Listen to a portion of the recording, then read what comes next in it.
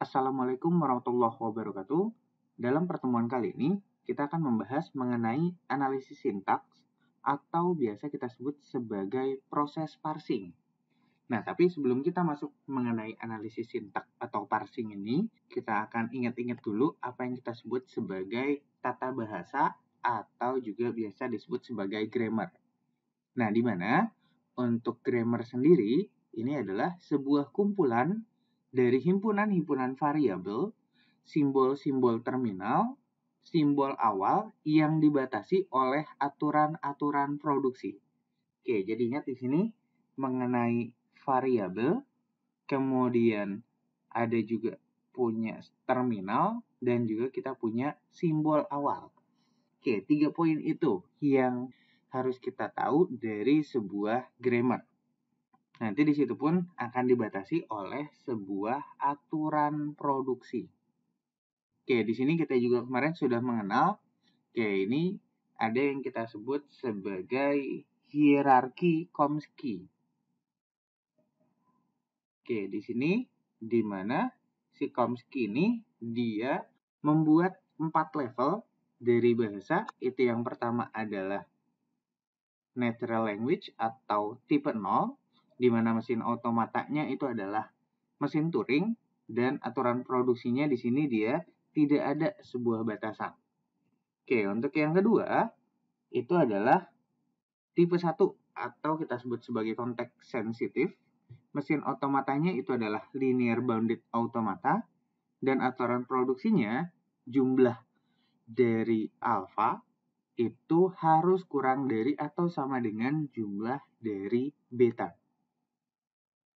Kemudian untuk yang tipe 2 atau kita sebut sebagai bebas konteks, di mana untuk mesin otomatanya adalah push down automata dengan aturan produksinya di mana alfa itu adalah sebuah simbol variabel. Dan yang tipe 3 atau yang keempatnya ini adalah bahasa reguler, di mana mesin otomatanya adalah sebuah FSA atau finite state automata. Nah, ini meliputi deterministik dan non-deterministik. Oke, untuk aturan produksinya, alfanya merupakan sebuah variabel, dan untuk betanya itu maksimal memiliki sebuah simbol variabel.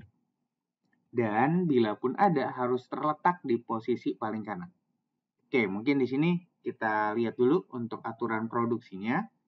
Nah, untuk aturan produksinya itu adalah alfa menghasilkan beta. Di mana dari alfa dan beta ini nanti akan ada yang kita sebut sebagai variabel dan juga terminal atau kita sebut sebagai non-variabel. Oke, di sini ingat dibacanya ini adalah alfa menghasilkan beta atau alfa menurunkan beta. Dan dari alfa dan betanya akan ada variabel dan juga terminal atau non-variabel. Oke, di sini untuk level 0 atau natural language tadi kan tidak ada batasan. Berarti di sini masih bebas. Oke, walaupun bebas, tapi ingat catatannya untuk alfa harus ada minimal 1 variabel. Untuk si Chomsky sendiri, dia melambangkan si variabel itu adalah dengan huruf kapital. Dan untuk terminalnya, ini adalah huruf kecil. Oke, berarti di sini untuk natural language, A besar di sini itu adalah variabel, dan B dan C-nya ini adalah terminal. Oke, sama untuk ke bawahnya pun. Tadi untuk di konteks sensitif, dia kan punya aturannya, jumlah alfa harus kurang dari atau sama dengan jumlah beta. Oke, di sini jumlah alfanya ada 2, di sini 3. Di sini jumlah alfa 2 dan betanya juga 2. Oke, di sini. Kemudian untuk di bebas konteks, nah ini yang akan kita gunakan pada proses parsing. Oke, untuk di sebelah kiri, dia terdiri dari 1 buah simbol non-terminal atau kita sebut sebagai variabel. Nah, untuk di sebelah kanan, ini bebas. Boleh terdiri dari variabel terminal jumlahnya pun terserah. Beda halnya untuk di reguler. Di sebelah kiri dia harus satu simbol non-terminal atau variabel. Nah, dan di sebelah kanannya dia hanya boleh terdiri dari terminal. Dan jika pun ada variabel, itu boleh satu, tapi dia di paling kanan. Oke, di sini ingat, yang akan kita gunakan itu adalah tata bahasa bebas konteks. Nah, ini berarti bentuknya. Oke, dan harus diingat, kita harus tahu mana terminal dan mana variabel. Oke, tadi untuk di Chomsky sendiri, dia akan melambangkan variabel dengan huruf kapital, dan terminalnya itu adalah huruf kecil. Oke, kita lihat di sini. Nah, misal di sini saya punya sebuah konteks free grammar atau CFG. Nah, di sini untuk yang paling atas kita sebut sebagai simbol awal. Oke, kemudian untuk terminalnya, oke, sesuai dengan aturan Chomsky, berarti terminalnya itu adalah yang huruf kecil. Berarti kita punya itu adalah A dan B. Oke, ini adalah terminalnya. Dan untuk variabelnya, ingat, untuk variabel paling mudah kita sebutkan aja semua yang terletak di sebelah kiri. Berarti kita punya S, A, dan B. Oke, nah tapi beberapa CFG pun bisa juga dia dituliskan seperti ini. Oke, kalau seperti ini pun ini sama. Berarti untuk yang paling pertama, ini variabelnya kita sebut sebagai simbol awal. Kemudian untuk variabelnya berarti kita akan punya ini ada expression, ada operator, ada number, dan juga ada digit. Dan untuk terminalnya berarti kita akan punya di baris pertama kita punya kurung buka dan kurung tutup. Kemudian dari baris kedua kita punya plus, minus, dan operasi kali, perkalian. Kemudian dari yang terakhir kita punya 0, 1, 2, ini sampai digit 9. Oke, jadi yang harus diingat di sini, kita harus tahu mana simbol awal, kemudian mana variabel, dan juga mana terminal. Oke, kemudian di sini mengenai parsing sendiri, parsing itu merupakan sebuah tahapan yang berguna untuk memeriksa urutan kemunculan token. Oke, untuk token sendiri, ini kembali nanti ke bahasan mengenai analisis leksikal atau di scanning. Oke, dan untuk parsing itu adalah konstruksi atau pembentukan pohon sintaks. Oke, nanti kita juga akan lihat pohon sintaks untuk suatu kalimat atau ekspresi. Dan untuk pohon sintaks, dia akan menggambarkan bagaimana cara memperoleh suatu string atau untai. Nah, berarti di sini kita akan menurunkan simbol variabel menjadi simbol terminal. Nah, tapi untuk menurunkan simbol variabelnya, kita akan mulai dari simbol awal. Oke, untuk contohnya kita lihat di sini. Misal ada sebuah tata bahasa bebas konteks dengan aturan produksinya seperti ini. S maka AB. Ini berarti S menghasilkan AB, kemudian A sendiri itu adalah A kecil, A besar, atau A. Nah, berarti di sini dia punya dua turunan. A bisa menjadi A kecil, A besar, dan A-nya juga bisa menjadi A saja. Kemudian B, ini bisa menjadi B kecil, B besar, dan B juga bisa menjadi B kecil. Nah, misal dari sini, oke, ini dihapus dulu. Kita akan menggambarkan pohon penurunan untuk memperoleh string A kecil, B kecil, B kecil, B kecil. Oke, berarti di sini kita akan mulai, kita tahu dulu mana simbol awalnya. Nah, simbol awal itu adalah S-nya. Nah, kemudian di sini sisanya S, A, dan B itu juga adalah sebuah variabel. Dan terminalnya itu adalah A kecil dan B kecil. Oke, untuk kita menurunkannya, berarti kita akan mulai dari simbol awal. Nah, karena di sini hanya satu turunan, berarti kita buat S-nya, maka A besar dan B besar. Nah, dari sini kita buat sedemikian rupa, sehingga dari AB ini kita bisa turunkan menjadi A kecil, B kecil, B kecil, B kecil. Oke, berarti kan dari sini. Kita akan turunkan dulu, terserah untuk dari A atau dari B. Nah, misal kita turunkan dari A-nya. Berarti untuk mendapatkan A kecil, dia bisa menjadi A kecil A besar atau A kecil. Nah, tapi kalau kita pilih A kecil, dia tidak akan dapatkan A yang kedua.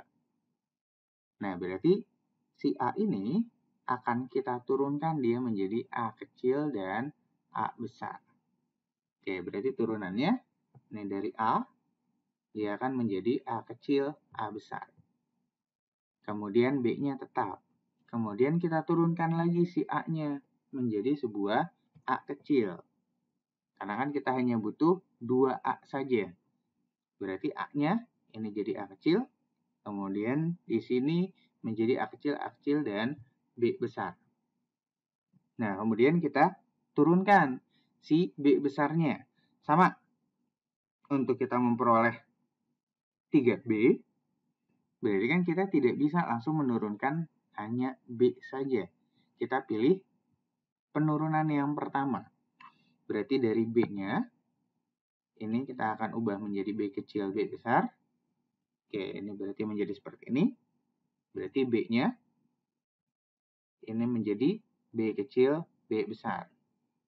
Oke, karena kita butuhnya 3, ini juga sama. Kita turunkan menjadi B kecil, B besar. Baru di terakhir, itu kita jadikan dia hanya B saja. Nah, ini adalah kita bisa sebut sebagai proses penurunan. Dan untuk parsing tree-nya,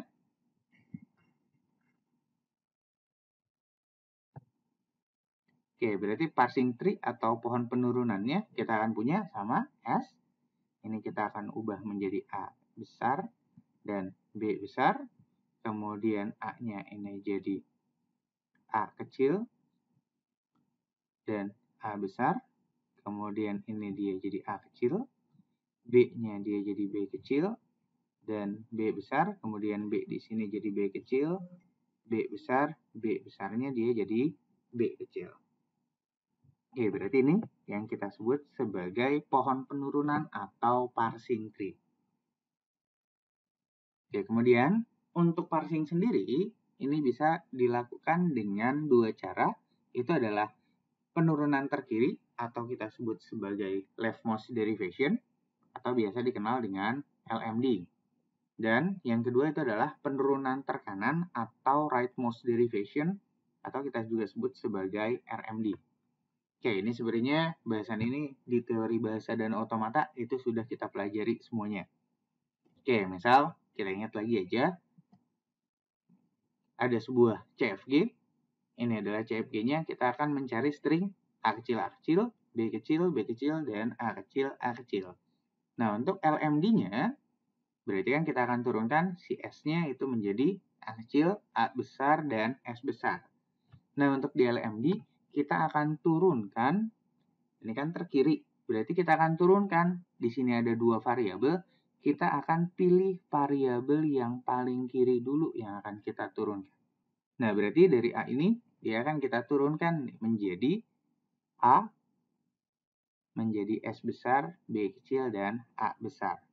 Nah, dari sini kita punya 3 lagi variabel. Berarti kita akan turunkan yang paling kiri lagi, si S-nya.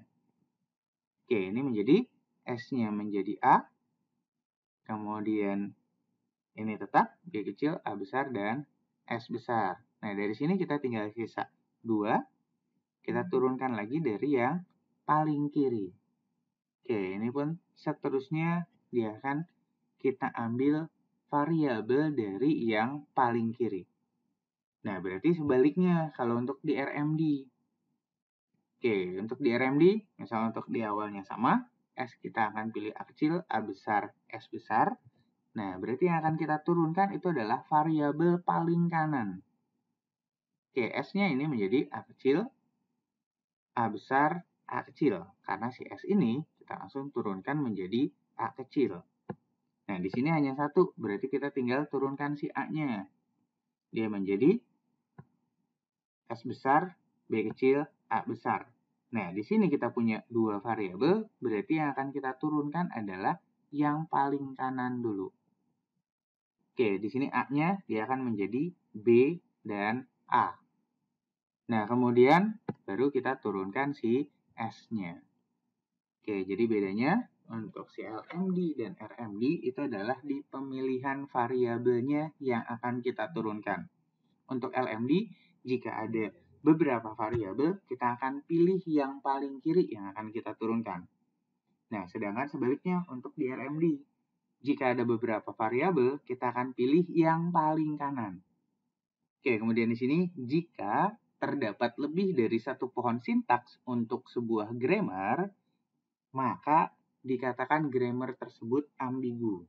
Oke, yang harus kita ingat di sini adalah pohon sintaksnya yang jadi poin pentingnya. Nah, berarti yang kita lihat itu adalah si pohon sintaks, bukan proses penurunan. Oke, misal kita lihat aja contohnya, ada sebuah CFG dengan stringnya itu adalah 2 kali 3 ditambah 7. Oke, kita bisa aja langsung menggambarkan pohon sintaksnya. Oke, kita akan lihat, berarti di sini kita akan punya S. S-nya kita akan turunkan menjadi S, O, dan S. Oke, S di kiri, misalnya ini kita jadikan A. A-nya ini adalah 2. Kemudian O-nya, karena kita butuh adalah perkalian, ini jadi kali. S di sini, karena kita butuh ada 3 plus 7, berarti kita jadikan S, O, dan S.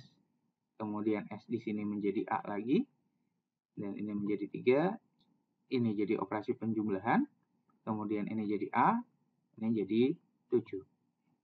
Dengan untuk yang kedua, misal kita punya S, kita jadikan S, O, dan S. Nah, S pertama, misal kita jadikan S, O, S lagi. Kemudian ini menjadi A, ini 2, ini kali, ini jadi A, 3, kemudian O di sini dia jadi plus, S di sini dia menjadi A dan menjadi 7. Oke, stringnya yang kita dapatkan sama, 2 dikali 3 ditambah 7. Stringnya sama, tapi kita lihat pohonnya dia berbeda. Oke, berarti untuk yang seperti ini bisa kita katakan grammarnya itu adalah grammar yang ambigu. Oke, mungkin sekian untuk pertemuan hari ini. Semoga dapat dipahami. Terima kasih. Wassalamualaikum warahmatullahi wabarakatuh.